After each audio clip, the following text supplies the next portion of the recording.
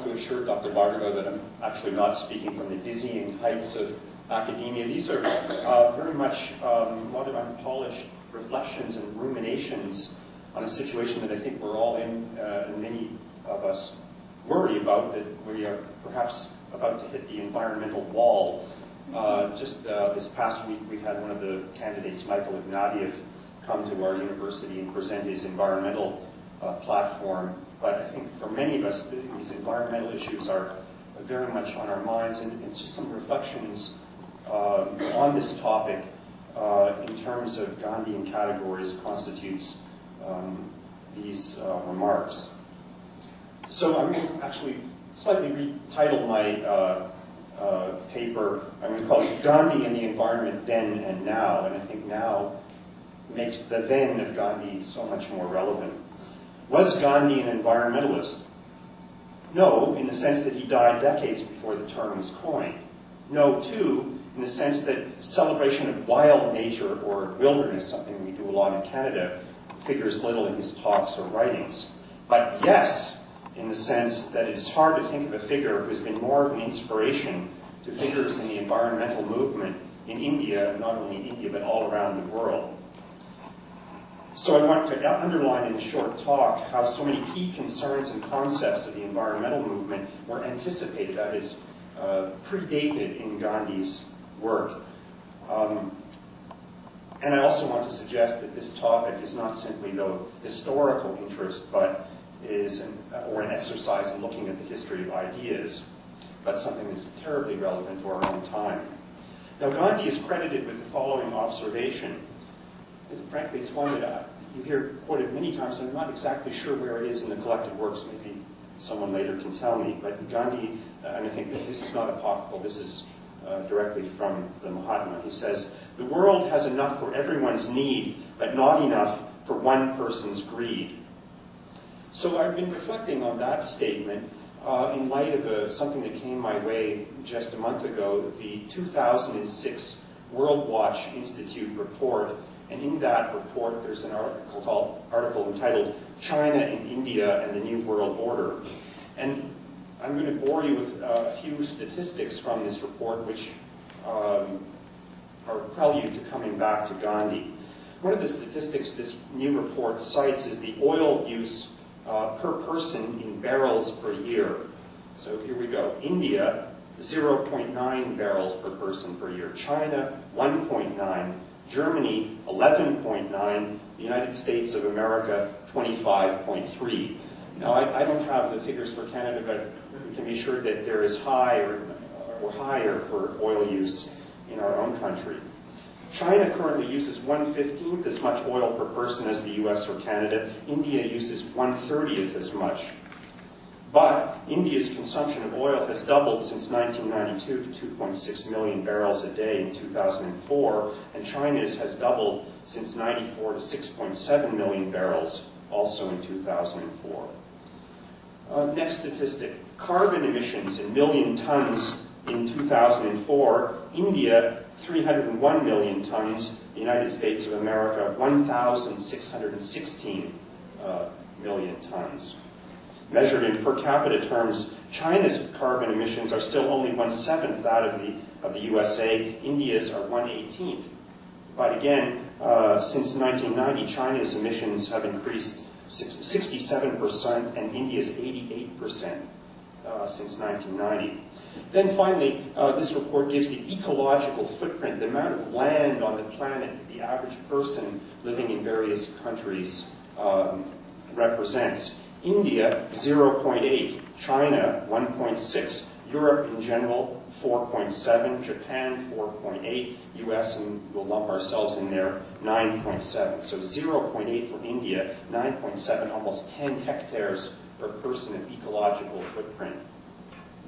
These World Watch authors write, global ecosystems and resources are simply not sufficient to sustain the current economies of the industrial West, that's where we are now, and at the same time bring more than 2 billion people into the global middle class through the same resource-intensive development model pioneered in North America and Europe.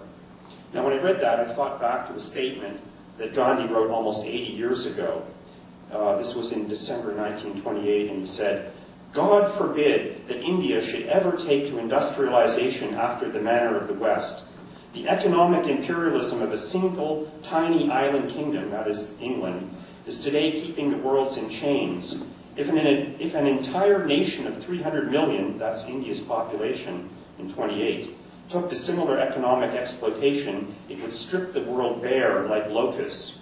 So as we all know, since 1928, India has added almost 1 billion to her population, and like China is now a global industrial player.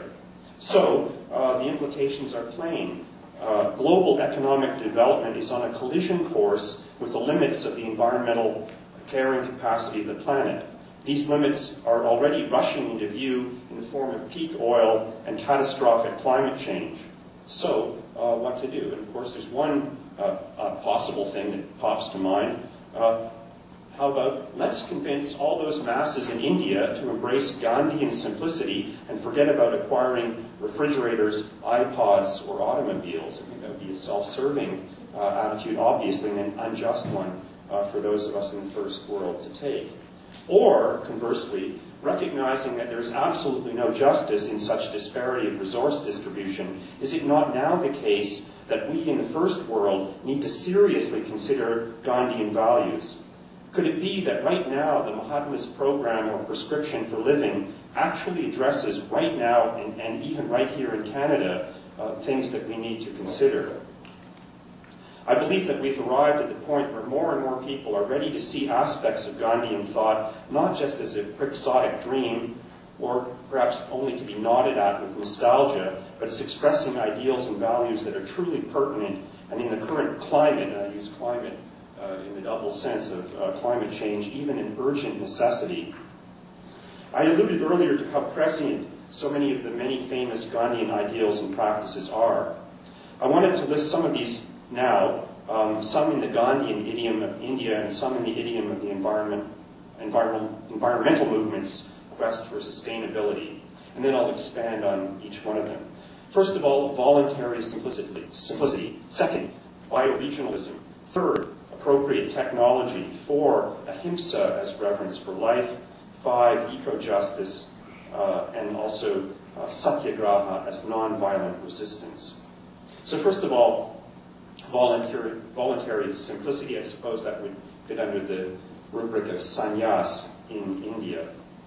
In a speech at Haripad in 1937, Gandhi declares the first verse of the Ishopanishad to be the summation of Hinduism. And we've already heard that verse referred to before. He renders the opening line of this Upanishad as follows: "All that there is in this universe, great or small, including the tiniest atom, is pervaded by God, known as Creator or Lord." It follows for Gandhi that if this is the first line of the first verse of Ishopanishad, and it sees Isha as Lord or ruler, then it follows that the second line would call him, I quote, as the Vedic seer of the Upanishad says, "Renounce everything, i.e. everything that is on this universe, the whole universe." A line later, Gandhi continues, "Renounce it as we are such insignificant atoms that if we had any idea of possession, it would seem ludicrous." And then says the Rishi, "The reward of renunciation is bunjita, i.e. enjoyment of all you need. But there is a meaning about the word enjoy. You might as well say use, eat, etc., but it means you may not take more than is necessary for your growth." So I would paraphrase Gandhi's rendering of Ishopanishad 1 as follows: "God pervades and thus rules the whole world. Therefore, renounce your ludicrous claims to proprietorship or possession, and do not covet." This, for Gandhi, announces an ethos of trusteeship or stewardship of the world. Isha, or God, is the ruler. We are simply the stewards. And this is, I think, in line with religious thinking among the Abrahamic traditions that's going on today. This line is for him the heart of Hinduism, and for that matter, the whole of the philosophy of religion found in any part of the world. Now, we all know that Gandhi took his peripatetic and almost possessionless state of the sannyasin or world renouncer. He took that condition upon himself and turned it, that power of tapas, towards this worldly goals of social justice. When you visit the Birla House in New Delhi, where he was staying in those last days, they have a cabinet on the wall, probably many of you have seen it, which has Gandhiji's final possessions, basically just some reading glasses, a walking stick, and a pocket watch and a razor. He lived in stark simplicity in his ashram communities. He walked from village to village on his tours. He wrote his replies often on recycled scraps of paper or on envelopes turned inside out. It would be hard to imagine an iconic image more antithetical to the consumer ethos presented in the advertising images of our current day than the figure of Gandhi striding from village to village, accompanied or carrying only his walking stick. So Gandhi wrote as follows.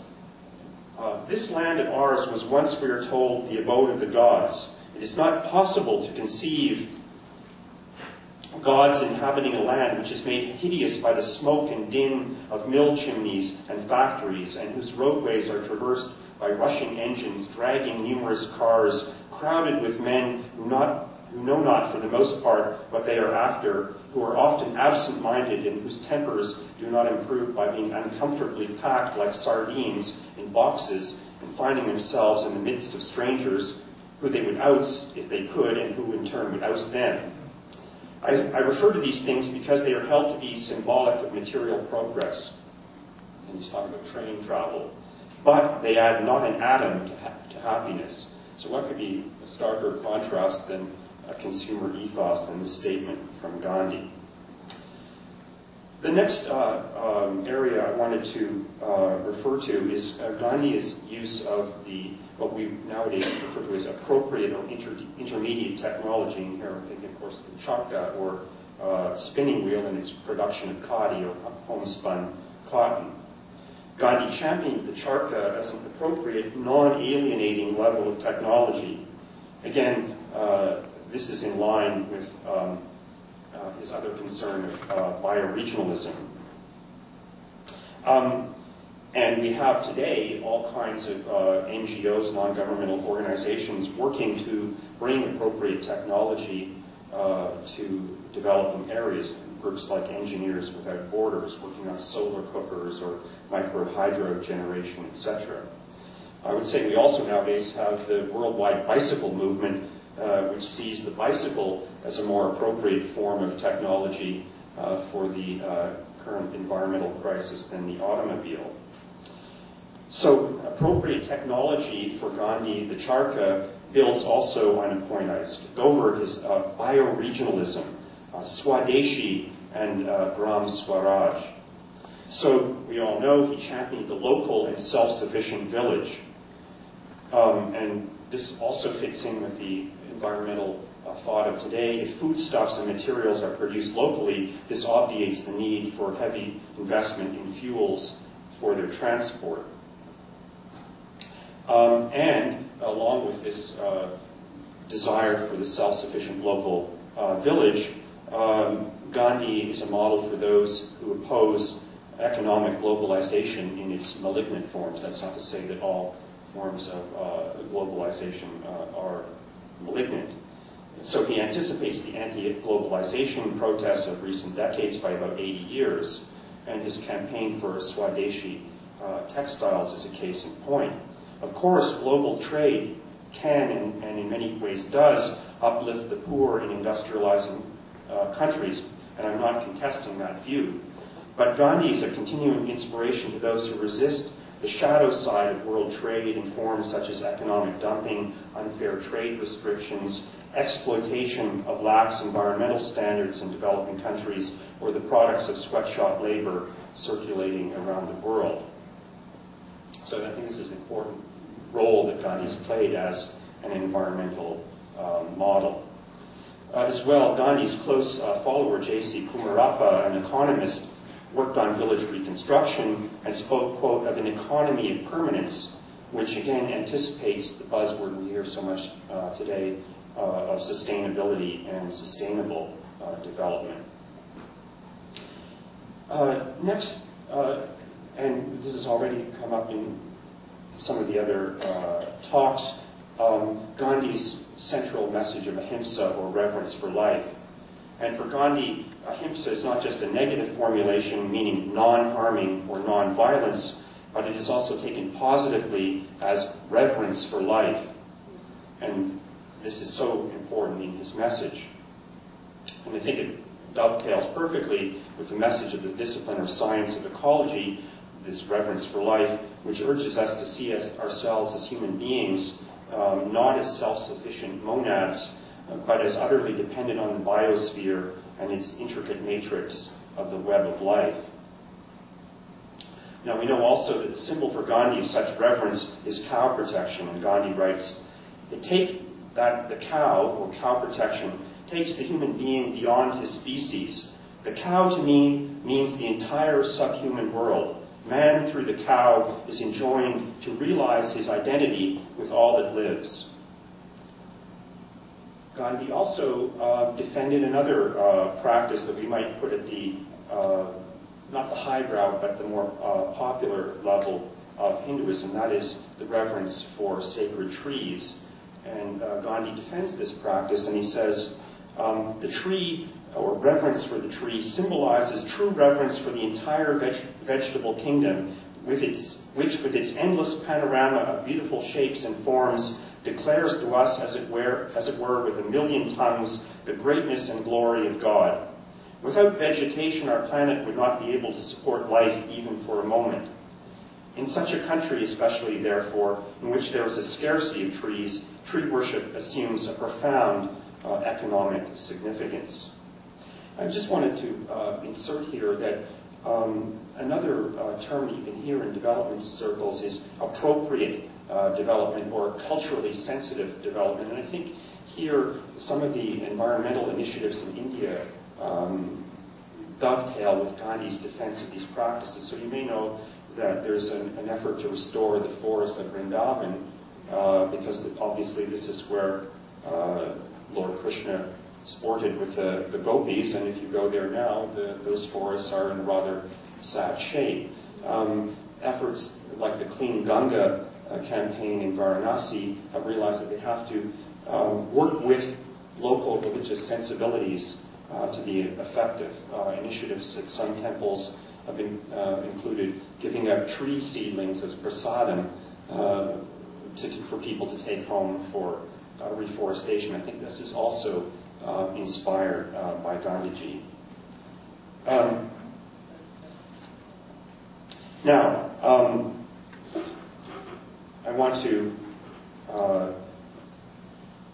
also, with reverence for life, obviously refer to Gandhi's vegetarianism. My feeling is that in this culture, the rank and file of the population are not prepared perhaps to become vegan or full vegetarians, but there is, I think, widespread sympathy with a great reduction in meat consumption, and we all know that that has very positive environmental benefits. Eco-justice is a term, I think, that's also something that fits with the Gandhian legacy. And Gandhi, I'm sure, would endorse the writings of those today who observe that it is invariably the poor who bear the brunt of environmental degradation. The poor cannot escape from the polluted air of the industrial city. Or if they are tribals, either in rural Gujarat or underdeveloped James Bay in northern Quebec, the Cree people, they can be displaced by massive, quote, development projects like the Narmada Dam, or like the Decho people threatened by the Mackenzie Valley Pipeline, or recently there's been controversy over Canada's own Alcan Aluminum Corporation with its bauxite project in the Kashipur region of Orissa, which is apparently displacing tribal people. Gandhi remains as a champion of an alternative vision of development and an inspiration to those who resist sometimes such schemes.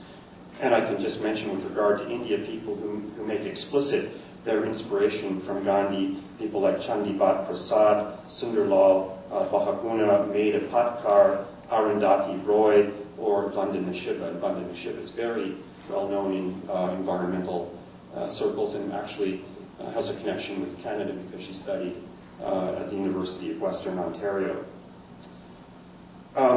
And actually, just as an aside again, Vandana Shiva has struggled against the efforts of multinational corporations to put patents on indigenous knowledge and indigenous herbs. Like even the neem product in India has corporations have attempted to patent that, which she regards, and I think justly, as outrageous. And she says nowadays that the salt satyagraha should be transformed into the seed satyagraha to preserve the biodiversity of indigenous seed stocks in various countries.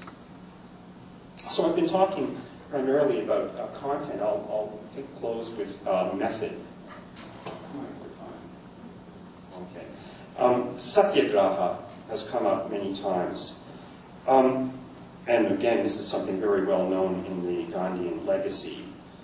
Environmental movements from the Chipko movement in the foothills of northern India, the original tree huggers, to Greenpeace around the planet have looked to Gandhi. The founder of the intellectual sensibility known as deep ecology, the Norwegian philosopher Arne Næss, who coined the term deep ecology in 1973, acknowledges his debt to Gandhi and his interest in nonviolent resistance.